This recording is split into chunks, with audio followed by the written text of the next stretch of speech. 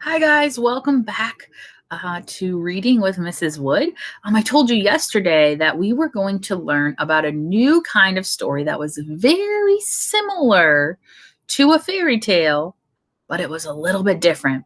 And these are called folk tales, or some people call them fables, but they're the same thing.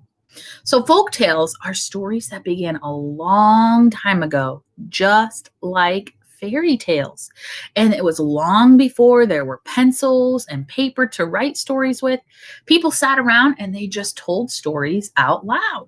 And these stories were called folk tales because the folks just sat around and told tales. Now, some people call them fables. But after many years of telling the stories, someone was finally able to write them down so that others could read them. And if you remember, we said that this was the same way that fairy tales started too. But there's one big difference between a fairy tale and a folk tale. And this is what we learned about yesterday. What did we say the one thing was that made all fairy tales a different kind of story? They had what? Right, they had magic. So the one difference between a fairy tale and a folk tale is that folk tales do not have magic. But they were both stories that were told a long time ago, and just the stories were passed down from family member to family member. So that's why sometimes people tell them a little bit different because people have heard different versions of them. So I want you to think about a story that's very familiar to you. I want you to think about the story of the three little pigs.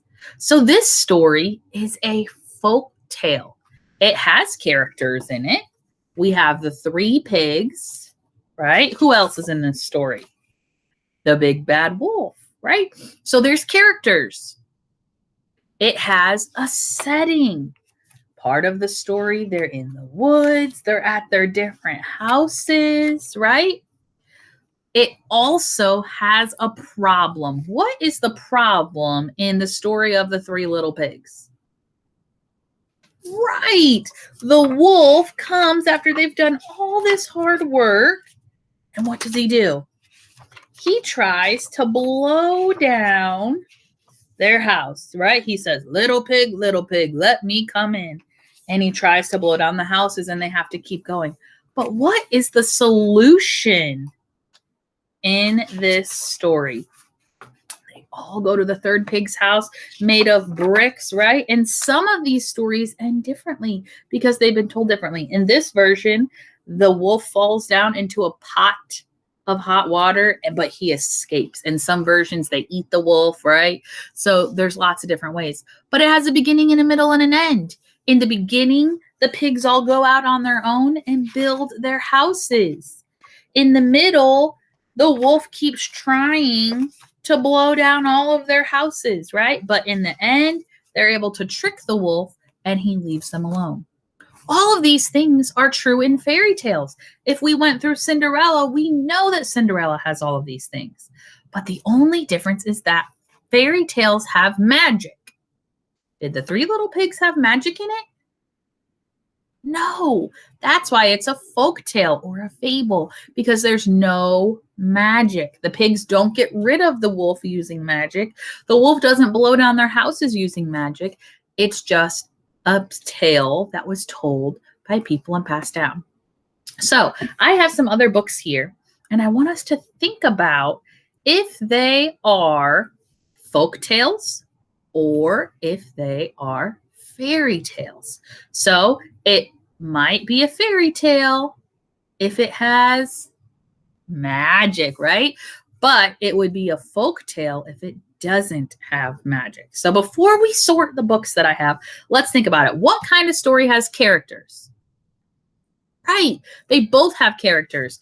Fairy tales and folk tales have characters, right? Cinderella had characters, which was a fairy tale, and so did the three little pigs. Which kind of story has a setting? Right. You guys are so good at this. They both have settings. Which kind of story started out as a story that was told out loud? Right. They both were started out by being told out loud. Fairy tales and Folk tales. All right, here's the next one. Which kind of story has magic? Oh, I think I got a couple of you, but only a fairy tale has magic. Which kind of story has a beginning, a middle, and an end? Uh, right, they both have a beginning, a middle, and end with the problem and solution in there. And here's the last question. Which kind of story is make believe? Oh, they're both make believe, right? Because even though this doesn't have magic, do pigs build houses and wolves try to blow them down, and do they talk? No. So they're both make believe. So now that we know the only difference is magic, let's decide which ones of these stories are fairy tales and which are folk tales. So here I have the story of Sleeping Beauty. So Sleeping Beauty was a princess. She had to be removed because people were trying to hurt her. And someone comes and makes her prick her finger, and she goes into a deep, deep sleep. And only true love's magical kiss can wake her up. So, is this a fairy tale or a folk tale?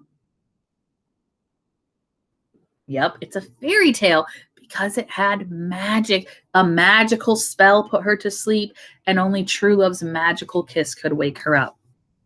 Okay, here's one we read a couple weeks ago. What about Goldilocks and the Three Bears? Fairy tale or folk tale? Right, this one is a folk tale. There's no magic. Goldilocks goes into the house. She eats the porridge. She sits in the chair. She falls asleep in the bed. The bears come back. No magic. So this would be a folk tale. It's still make-believe. It still has characters, settings. It was told by people out loud. It has a beginning, middle, and end. It has a problem and solution, but it does not have magic. All right, I have two more. What about Peter Pan and Wendy? In this story, they live in a magical land called Neverland, and there's fairies that fly around, and the boys magically stay young. There's a Captain Hook who has a boat. What do you think? This story is a fairy tale because it has magic. There's lots of magic. Tinkerbell is in there and has magic. Peter Pan can fly. The boys don't get older. So it is a fairy tale because there's magic. Last one. Here's a book we read a few weeks ago about the Little Red Hen. There's characters, the hen, the cat, the dog, the pig. The setting is on the farm. People used to tell this story out loud. It has a beginning, middle, and end. The problem and solution in the end. Nobody gets to eat the bread except Little Red Hen because they didn't help her. It's make-believe. Characters, animals are making bread. Does it have magic? No. So what kind of story is it? Right. It's a folk tale. Wow, you guys just did a really good job of sorting those. And I'm guessing you probably realized something that we said a lot, that fairy tales and folk tales are a lot alike. But the only difference is magic. Which kind have magic? Right, fairy tales have magic. So today and every day when you're reading books, I want you to think about the type of story it is. If it sounds like a story that you've heard a lot of different versions of, it could be a fairy tale or folk tale. But the difference is if it has magic, it's definitely a fairy tale. Very good. So today, there's nothing you have to do with fairy tales and folk tales per se, but I do want you in your week 7, day 2 packet, you're going to read about the hen that laid golden eggs. And I want you to decide if this story is a fairy tale or a folk tale. Now, there is a note on here, but I want you to think to yourself, is that note correct? So you're going to read that short story and answer it, and I want you to compare it and see how much alike is it to Jack and the Beanstalk, where we also read about a hen that could lay golden eggs. When you're finished, snap a picture of those questions and upload it. There are 2 pages of questions.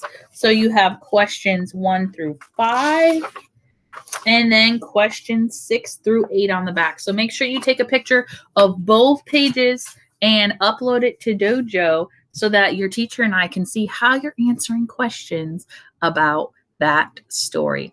I will see you guys back here tomorrow. We're going to learn how to put everything together to retell a story so that we can get ready for our final fairy tale and reading assessment on Thursday.